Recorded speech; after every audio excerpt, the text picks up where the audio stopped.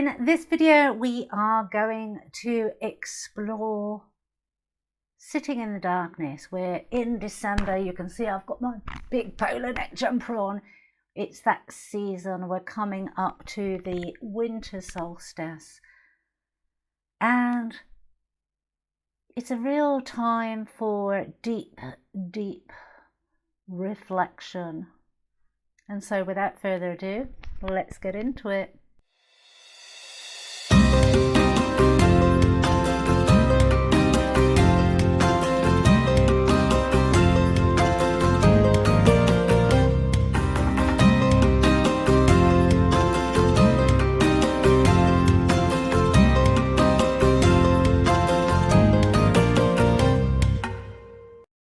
Hi and welcome to Oakville Door. For those of you that don't know me, my name is Claire Attio. For those that are returning subscribers, thank you, thank you, thank you.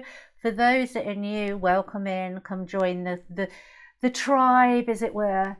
So, the darkness. So many people fear the darkness, and my question would be why? Why do you feel that darkness? Now, I know for me being a Scorpio, the darkness is no stranger.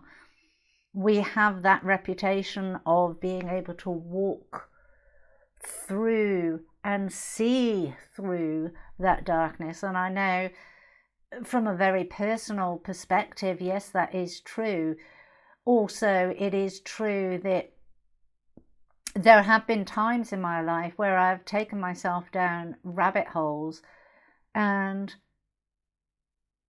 on occasions ever wondered whether I could actually ever see my way out, whether I could actually see that light at the end of the tunnel. And yet always I did. Always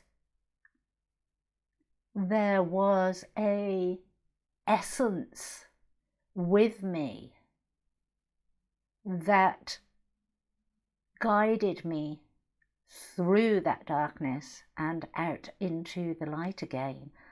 And I think that that's a really good analogy to have that perspective, to have that deep inner knowing, anchoring into that knowing that each and every one of us, no matter whether you're a Scorpion or not, because that's kind of immaterial, each of us has that essence, because each of us has that soul. And it's that soul essence of who we are as a soul being that walks with us, and the ancestors of that soul existence that also walks with us, and our connection to the divine, the cosmos, the universe, however you subscribe, whatever you believe in, always walks with us. It's whether we're choosing to see them, hear them, feel them, sense them, know that they're there, using those clairs.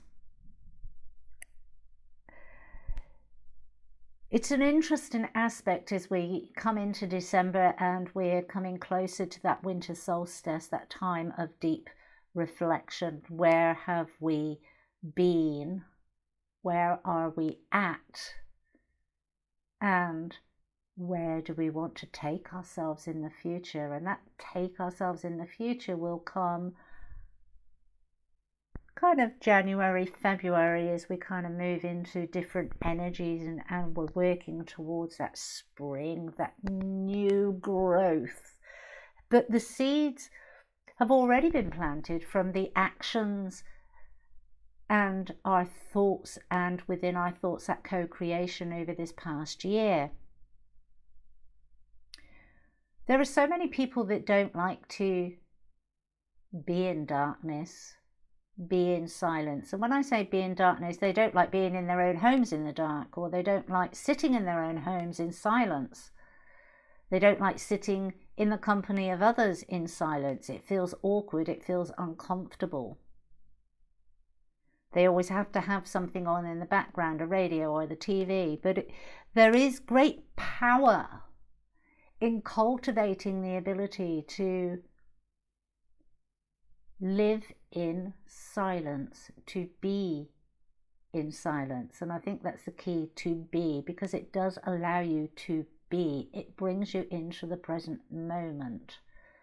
When you allow yourself to be, and you're not just sat there in silence, whizzing everything around in your head, that there's a massive difference between that. There are times when we do that because we are in that reflective mode and we are reviewing everything that has come to pass, and we're processing it. We're putting it into the correct filing system. Hopefully, if we've done the healing. If we haven't done the healing, then that filing system can be a complete and utter bloody mess. That is why we talk about healing. It's not because you're broken. It's not because there's something wrong with you. It's not because you need fixing. It's because with those stagnant energies, with those incorrectly processed thoughts, experiences, beliefs, it creates chaos within the mind. This is why healing is so important, so we can create order.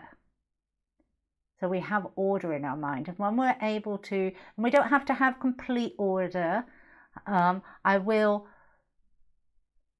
repeat a phrase that I was given by my shamanic tutor that actually said, you don't always have to have your life all together. In fact, what he actually said was, you don't have to have all your shit together, just your heart. And it's about where you're coming from, that heart space. Where you're coming from. What are those intentions? Not what is in existence, but what are those intentions? What is in existence will be from a time when you possibly weren't doing any work on yourselves, where you were still rolling in karmic cycles from past, or that had been projected onto you. You had that lack of understanding of energetic dynamics and how they work. That's why it's important not to get fixated on, you have to get everything in order and you have to fix yourselves, because it's not about fixing yourselves. It's about cultivating space, time, place, so that you can start to create order in your mind. And as you create order in your mind, you create order within your body, and within your body you create it within your etheric body. You can do it either way. Everybody starts in a different place. I started with energies first, and I started to get my energies in order, and then that allowed me to then go and do the psychological work and the reframing and the setting those boundaries. Other people will need to set the boundaries and do the reframing before they can deal with their energetic body. Each of us are unique and individual. Nobody can tell you how to step onto the path or how to take the journey. The journeys are always very, very similar. But the order in which you take the steps within that journey will be very unique to you. It's important to remember that. It's important not to buy into many of the programs that are out there for sale that say, oh, do this program and in 6 weeks you're going to be this. Use your discernment. And if it is of interest to you, if it is put in front of you by your team, your spiritual team, explore it, sit with it.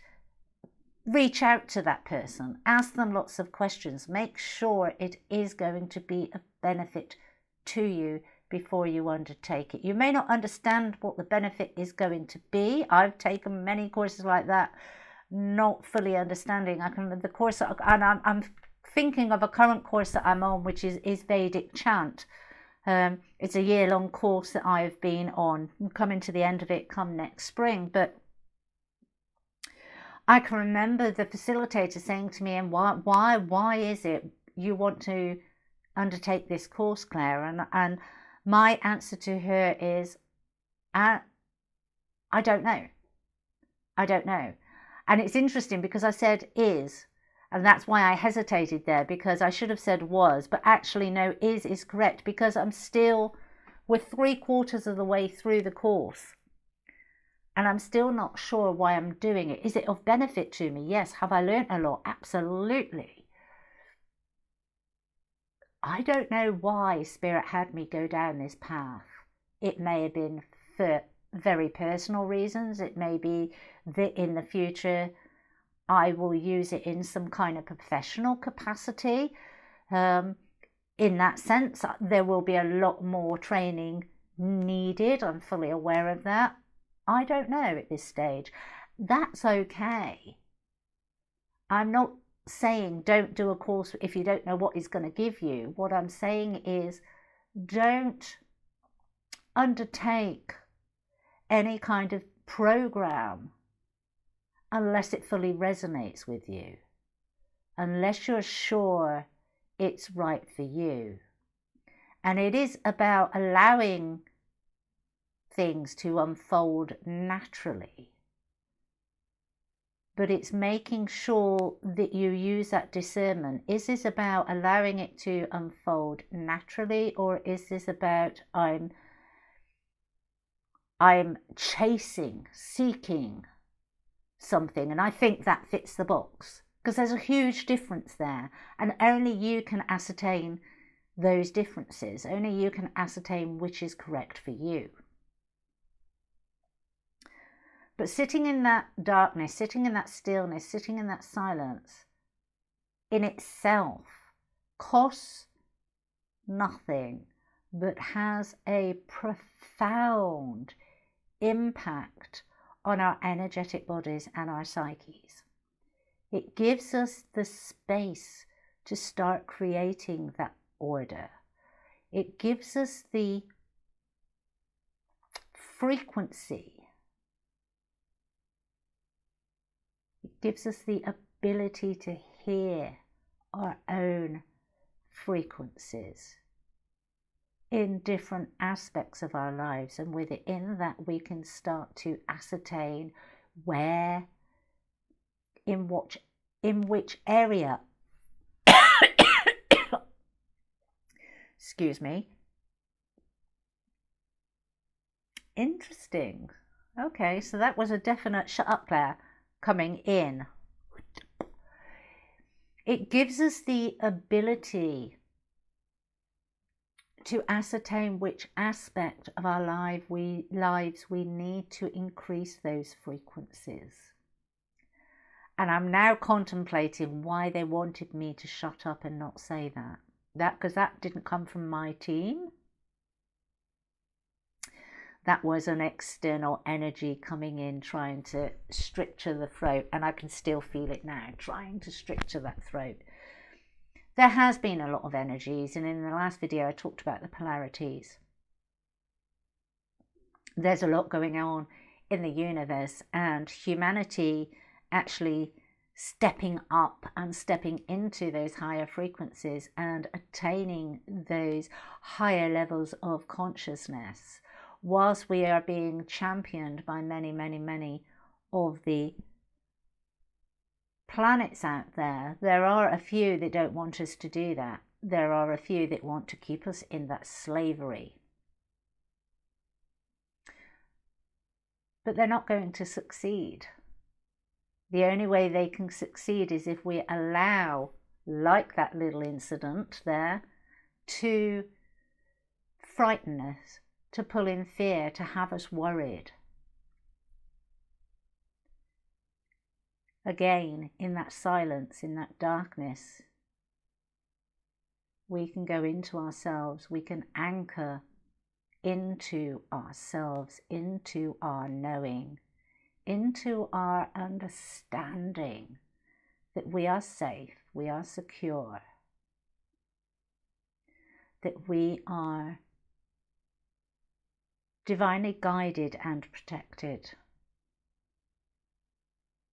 And I think it's very important to anchor yourselves, maybe not using those words, maybe not believing all that I've just said, having your own beliefs. That's what's important.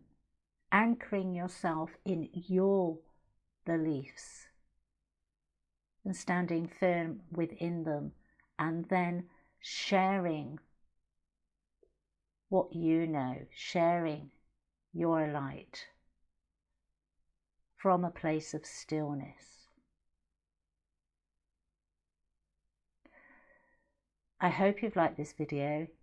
If you have, hit that like button. If you feel a friend or relative will benefit from listening to this, then by all means please share it.